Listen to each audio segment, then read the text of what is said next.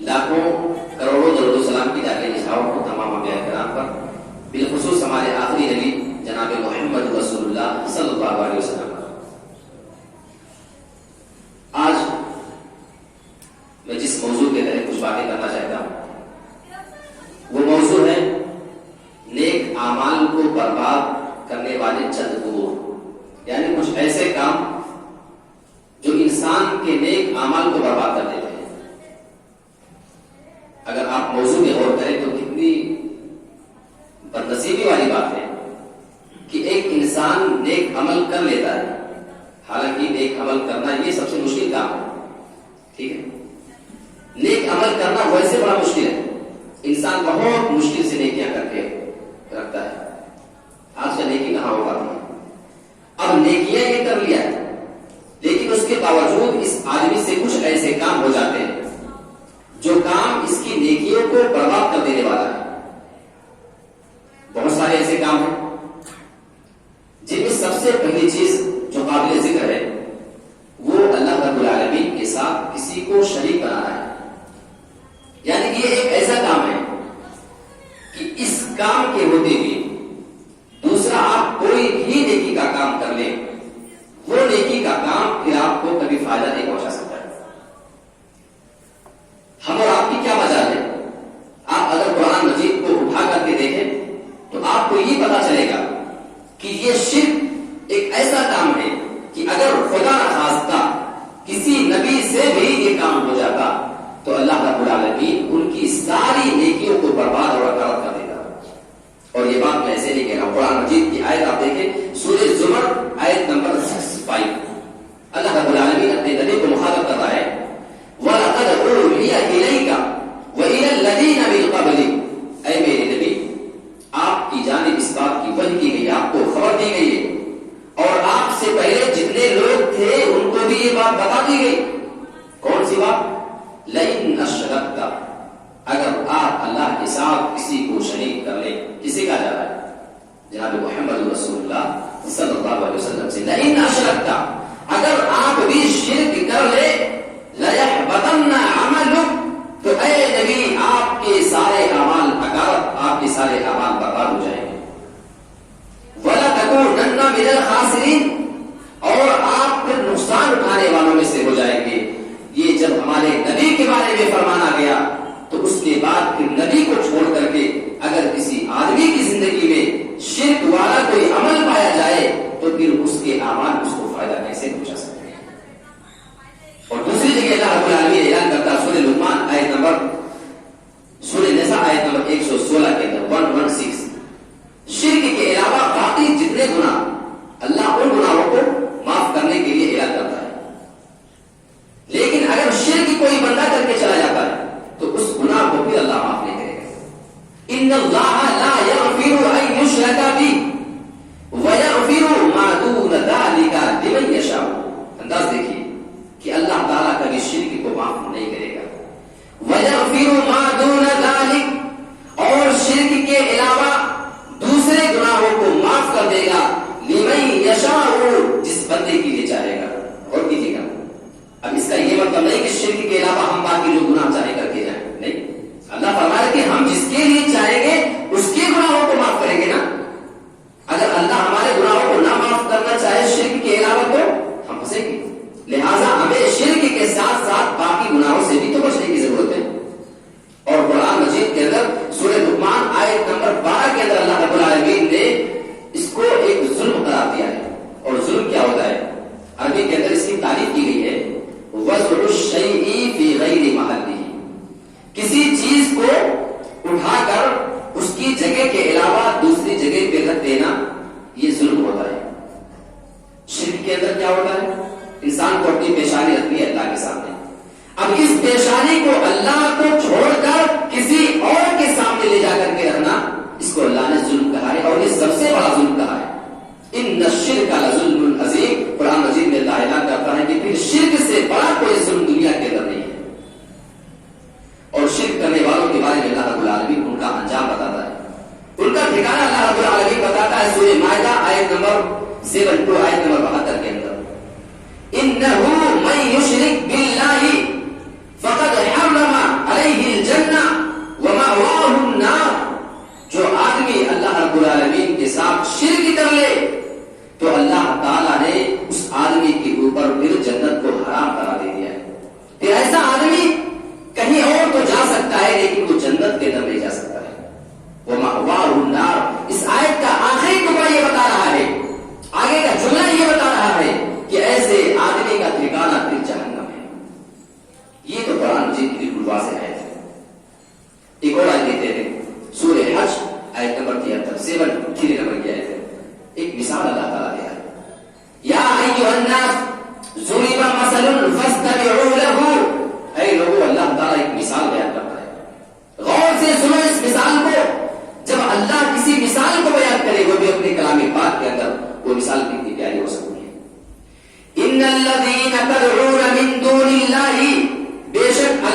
کو چھوڑ کر اللہ کے علاوہ تم جن لوگوں کو بھی پکارتے ہو، من دون اللہ، بس اللہ کے علاوہ جن کو بھی ایکس وائی زیڈ تم پکارتے ہو، ان الذین تدعون من دون اللہ، سب جملے پہ غور کریں، لن یخلقوا، وہ نہیں پیدا کر سکتے ہیں ذبابا، ایک مکھی بھی، وَلَوِ اجْتَمَعُوا لَهُ، اللہ کو چھوڑ کر آپ جن جن کو پکارو، کسی ایک کے پاس اکیلے نہیں، سارے لوگوں کو آپ اکٹھا کر لو، سارے لوگوں کو آپ جمع کر لو، اگر یہ چاہے مل کر ایک مکھی اگر پیدا کر لے، اللہ فرماتا ہے لن یخلقوا، لن کا معنی اگر میں آپ کو بتاؤں تو انگلش میں اس کو نیور کہا جاتا ہے، یعنی ہرگز نہیں، کسی قیمت پہ وہ یہ کام کر نہیں سکتے، وَلَوِ اجْتَمَعُوا لَهُ، اور اللہ رب العالمین نے اس کی حقیقت بتائی ہے، وَإِن يَسْلُبْهُ الذُّبَابُ شَيْئًا، اگر ان سے وہ مکھی پیدا کرنا تو دور کی بات ہے نا، اگر وہی مکھی ان سے کوئی چیز شیئن، تھوڑی سی چیز اگر چھین کر کے لے کر کے کھا جائے، لا يستنقذوه منه، تو اس مکھی کو پکڑ کر اس سے وہ چیز بھی چھیننے کی طاقت نہیں رکھتے ہیں، یہ اللہ رب العالمین قرآن مجید سورہ حج کے اندر ان کی اوقات بتا رہا ہے۔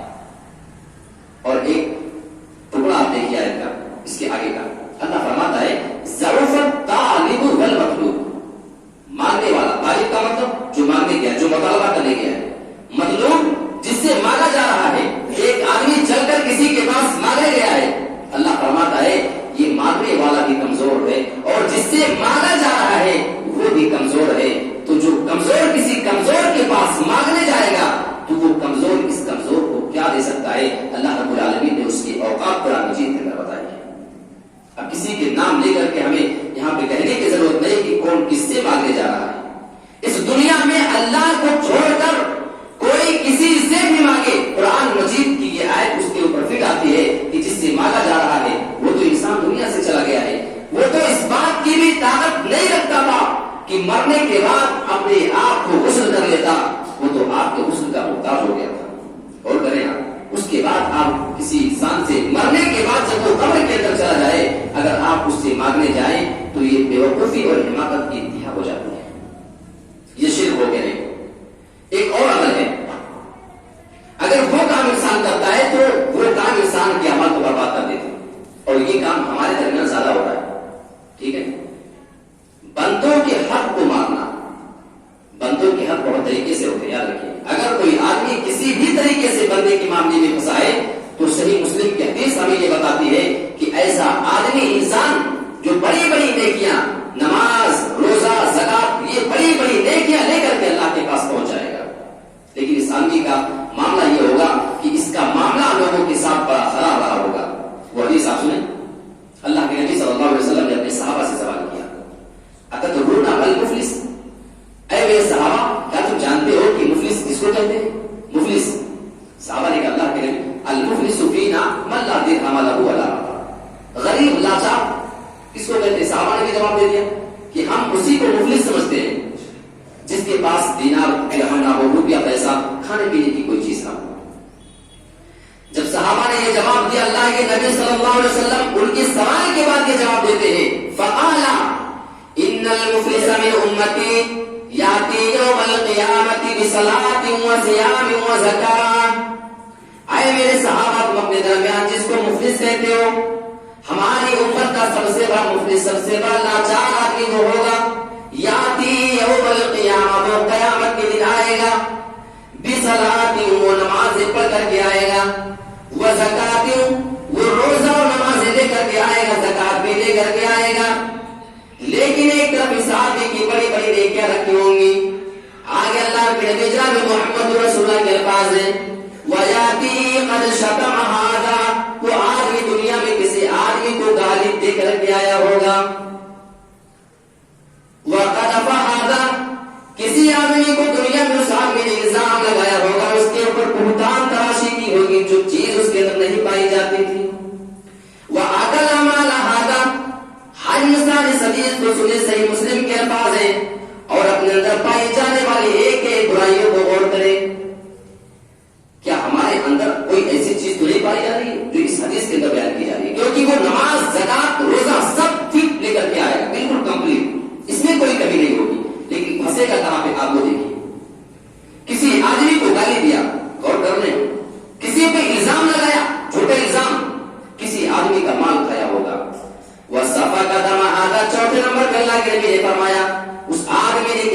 آدمی کا خون بہایا ہوگا، کسی کا مرڈر کیا ہوگا، وَضَرَبَ هَذَا دنیا میں کسی آدمی کو مار کر کے گرایا ہوا ہوگا.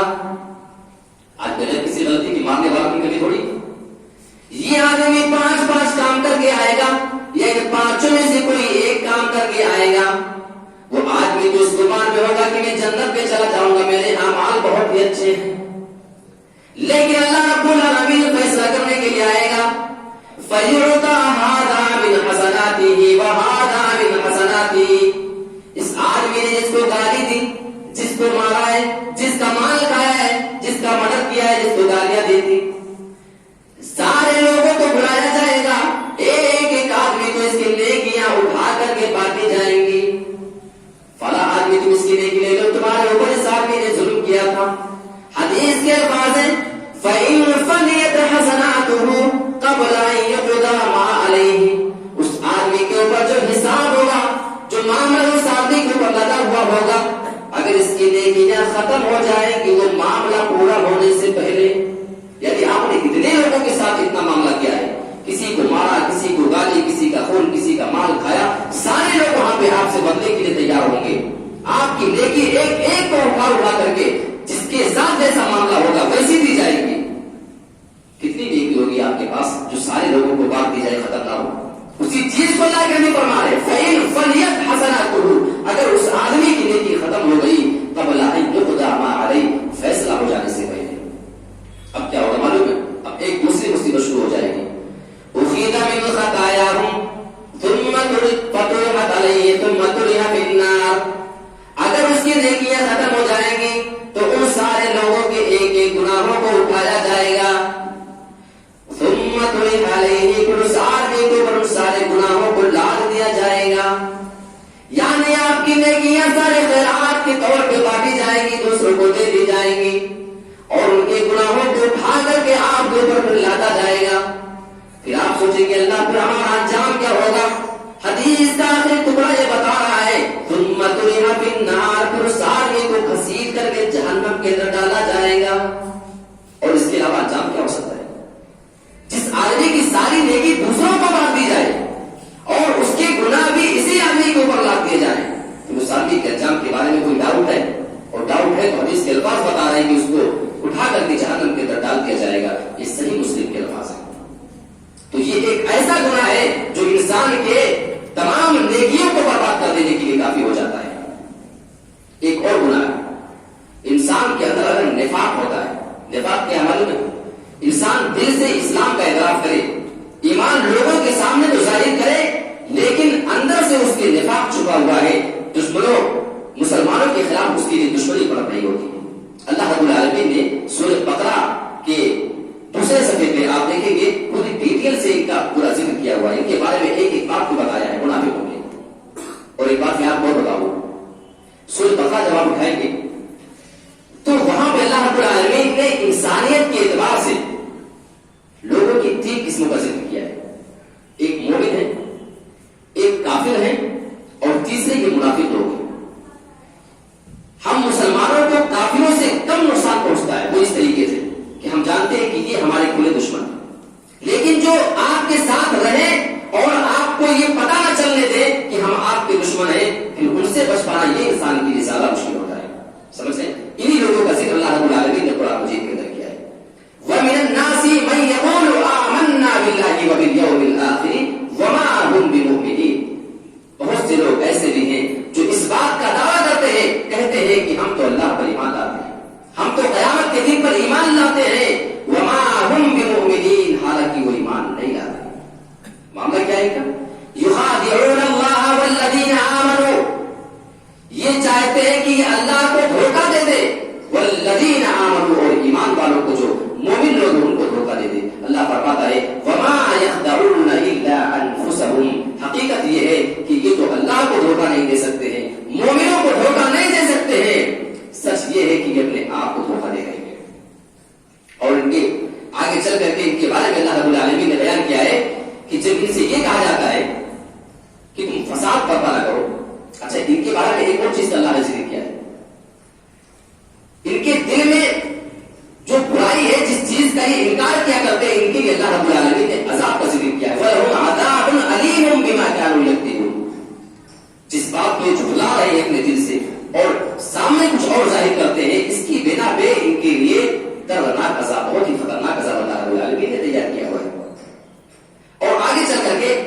آیتوں کے بعد اللہ تعالیٰ نے ان کے بارے میں ایک چیز کا ذکر کیا ہے.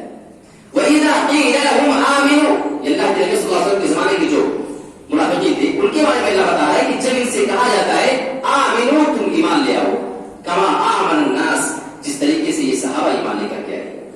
قالوا, تو ان کا جواب یہ ہوتا ہے انؤمنو کما آمن السفہاء, تو یہ صحابہ کو بیوقوف کہتے ہیں, جو ایمان والے ہیں ان کو بیوقوف کہتے ہیں کہ کیا ان کم عقل والوں کی طریقے سے ہم ایمان لے آئے, جس طریقے سے یہ بیوقوف نبی پر ایمان لائے ہیں.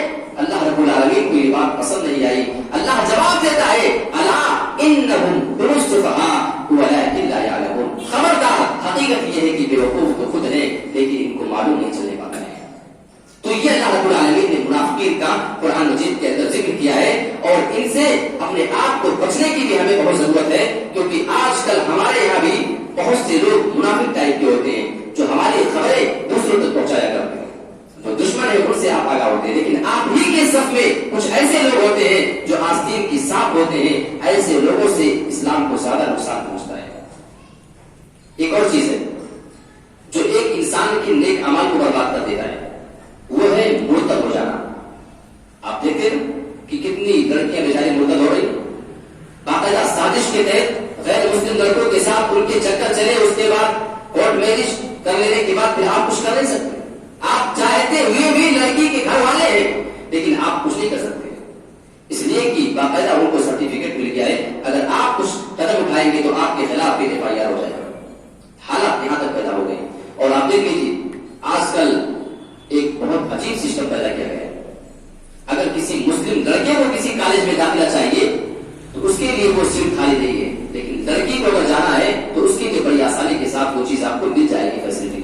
اس کی وجہ معلوم ہے, باقاعدہ پلاننگ ہوتی ہے ان کی کہ مسلم لڑکیوں کو زیادہ سے زیادہ ہمارے اسکول اور کالج میں داخلہ دلاؤ, اور کچھ لڑکوں کو ٹرین کیا جاتا ہے کہ ان سے تم تعلقات قائم کرو, ان کے اتنا قریبی بن جاؤ کہ ان کو یہ احساس دلاؤ کہ ہم تمہارے بڑے خیر خواہ ہیں, اور جب وہ تمہارے محبت کے جھوٹے جھانسے میں آ جائے گی اس کے بعد تمہاری باتوں پہ بھروسہ کرے گی کہ میں کوئی ایسی بات نہیں کر رہا ہوں, پوری پلاننگ ہو رہی ہے.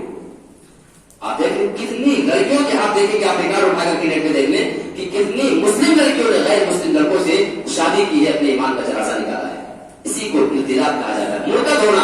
اگر آپ کی بہن بیٹی مرتد ہو جاتی ہے تو اسلام ایسے انسان کی سزا بھی جہنم بتاتا ہے. اس لیے کہ حقیقت میں اللہ رب العالمین کے نزدیک اسلام ہی قابل قبول ہے. ان الدین عند اللہ الاسلام, اگر اللہ رب العالمین کے نزدیک کوئی دین قابل قبول ہو سکتا ہے تو وہ یہ مذہب اسلام ہے. اور دوسری جگہ پہ اللہ رب العالمین اس کے بارے میں بیان کرتا ہے وَمَن يَبْتَغِي غَيْرَ الْإِسْلَامِ دِينًا فَلَن يُقْبَلَ مِنْهُ, اگر اسلام کو چھوڑ کر کے یہ کوئی دوسرا دین اللہ کے پاس لے کر جانے کی کوشش کریں گے تو اللہ اس کو ہرگز قبول نہیں کرے گا. سورہ آل عمران آیت نمبر 85 نمبر کی آیت آپ اٹھا کر کے اس کو دیکھ سکتے ہیں.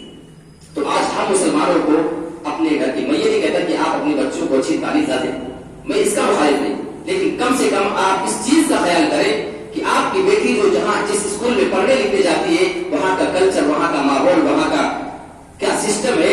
آپ کی بچی کا کسی غلط سے تعلق تو نہیں ہے, آپ کی بچی کے اسکول جانے کا ٹائم ہے تو وہ کہیں آدھا ایک گھنٹہ پہلے تو نہیں نکل رہی ہے, وہاں سے آنے کا جو ٹائم ہے کہیں ہر روز ایک آدھ گھنٹہ لیٹ تو نہیں آتی ہے. اگر ایسی کوئی بات ہے تو آپ غور کریں کہ معاملہ حقیقت میں کیا ہو رہا ہے, ورنہ کہیں ایسا نہ ہو کہ آپ کی وہ بہن بیٹی کسی غیر کے بہکاوے میں آ کر کے, کیونکہ وہ عمر ایسی ہوتی ہے کہ شیطان اس میں ایسے ایسے جھانسے دیتا ہے کہ اس سے عقل سے سوچنے کی پھر فرصت نہیں ملتی ہے. اور حقیقت یہ ہے کہ آخر میں جا کر کے وہ بہن کے بعد اپنے ایمان کا سودا کر لیتے ہیں.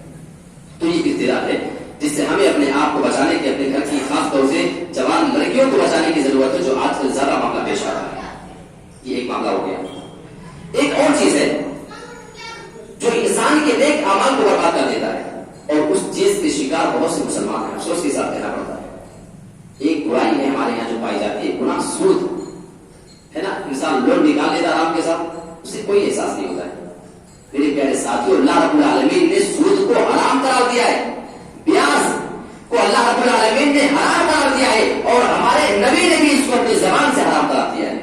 ایک صحیح مسلم کے حدیث سے اللہ کے نبی صلی اللہ علیہ وسلم نے ارشاد فرمایا لعن رسول اللہ صلی اللہ علیہ وسلم آکل الربا وموکلہ وکاتبہ وشاہدیہ وقال لهم سواء. 4 لوگوں کا اس میں ذکر کیا گیا ہے.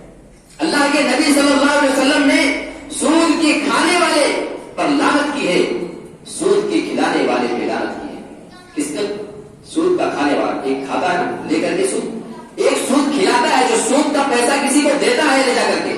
جسے آپ نے کسی سے لیا 1000 روپیہ، اب آپ اس کو جب واپس کرنے جائیں گے تو آپ 100-200 روپیہ ایکسٹرا اس کو دیتے ہیں نا سود میں، تو وہ کھانے والا ہو گیا اور آپ اس کو کھلانے والے ہو گئے. یاد رکھنا آپ بھی اس میں شریک ہیں.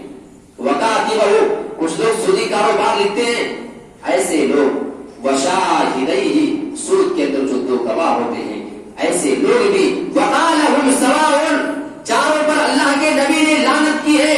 جس آدمی پر ہمارے نبی اپنی زبان سے دعوت کر دے اور وہ بھی صحیح مسلم کی بالکل صحیح حدیث ہے، پھر ایسے آدمی کو شرم آنی چاہیے، اور خاص طور سے اگر وہ مسلمان ہے. وقالہم سواء، چاروں کے اوپر اللہ کے نبی نے لعنت کرنے کے بعد فرمایا یہ چاروں اس گناہ کے اندر برابر ہیں. آپ کہیں گے صاحب سود کا کھانے والا تو سمجھ میں آ رہا ہے کہ وہ کھا رہا ہے، اس کا گناہ تو زیادہ معلوم ہوتا ہے. جو بیچارہ سود کھلا دیتا ہے، مجبوری میں پیسہ لیا تھا 1050 روپیہ لے جا کر کے کسی کو دیا، مجبوری ہے، یہ کیسے گناہ میں برابر ہوگا؟ سمجھ میں آ رہی بات؟ ایک آدمی سودی کاروبار صرف لکھتا ہے، کھاتا تو نہیں ہے. ایک آدمی ہے جو صرف گواہی دے دیتا ہے کہ ہاں تم سود دے رہے ہو، چلو ہم گواہ بن جاتے ہیں کہ ہم اس پہ گواہ رہتے ہیں. تو یہ اس معاملے میں کیسے برابر ہو سکتے ہیں؟ اس کو میں آپ کو ایک مثال کے ذریعے سمجھاؤں کہ اگر کوئی طوائف اڈا ہے، بہت سی جگہوں پہ آپ دیکھیں گے ہوٹل آج کل ہوتے ہیں جہاں پہ جسم بیچے اور خریدے جاتے ہیں، وہاں پہ لڑکیاں ہوتی ہیں، طوائف ہے. ایک انسان، ایک لڑکی ہے جو زنا کروا رہی ہے، ایک آدمی آتا ہے جو زنا کرنے کے لیے جائے گا. اب اس میں کچھ اور لوگ ہوتے ہیں جن کو ٹیبل اور میز وغیرہ دے کر کے آپ دیکھیں گے نیچے دکھایا جائے گا، وہ آپ آئیں گے، آپ کا نام پتہ، آپ کا آدھار وغیرہ سب لے کر کے وہ کام کرتے ہیں. تو اس گناہ کے اندر، اس برائی کو پھیلانے کے اندر اگر وہ مجرم ہے جو زنا کروا رہی ہے، جو آ کر کے زنا کرے گا، اگر یہ مجرم ہے تو اس گناہ کو پھیلانے میں برابر کا شریک وہ آدمی بھی مانا جائے گا جو آدمی اس کی لکھاوٹ پڑھی کیا کرتا ہے. تو اس بنا پہ سودی کاروبار کے اندر اللہ کے نبی نے چاروں لوگوں کو برابر کرا دیا ہے. صحیح بخاری کی ایک اور حدیث ہے، اللہ کے نبی صلی اللہ علیہ وسلم، یہ صحیح مسلم کی حدیث ہے، ایک صحیح بخاری کی حدیث ہے کہ جو آدمی دنیا میں سودی کاروبار کرتا ہے اس کی سزا کے بارے میں حضرت سمرہ بن جندب رضی اللہ تعالیٰ عنہ اس حدیث کے راوی ہیں، کہتے ہیں کہ اللہ کے نبی نے معراج جب وہ خواب میں تھے، آپ کو خواب میں دکھایا گیا، اللہ کے نبی نے فرمایا کہ میں نے ایک نہر دیکھی تھی، خون کی نہر ہے، اس کے بیچ میں ایک آدمی کھڑا ہوا تھا. ایک آدمی کھڑا ہے خون کی نہر میں، وہ ڈبکیاں لگا رہا بیچارہ. خون کی نہر آپ سمجھ لیجیے ایسی ہوتی، پانی کی طرح نہیں ہوتی ہے، خون کی نہر بہت بدبو کرے گی، اور پانی جس طریقے سے بالکل نارمل ہوتا ہے کہ اس کے اندر آپ آرام سے تیر سکتے ہیں کچھ بھی، تو خون جب ہوگا تو وہ جمع ہوا ہوتا ہے، اس کے اندر وہ انسان پانی والی فیلنگ محسوس نہیں کر سکتا ہے. بہت ہی تکلیف پہ وہ آدمی تھا، بار بار وہ باہر نکلنا چاہ رہا تھا، لیکن